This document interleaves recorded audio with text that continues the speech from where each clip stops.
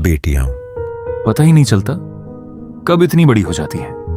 और पापा बस उन्हें देखते रह जाते हैं। जब पहली बार मेरी उंगली पकड़कर चली थी उस दिन भी मैंने कुछ नहीं कहा था, और आज इतनी दूर तक पहुंच गई है। फिर भी शब्द नहीं मिल रहे। कुछ बातें शायद शब्दों से नहीं, एहसासों से कही जाती हैं।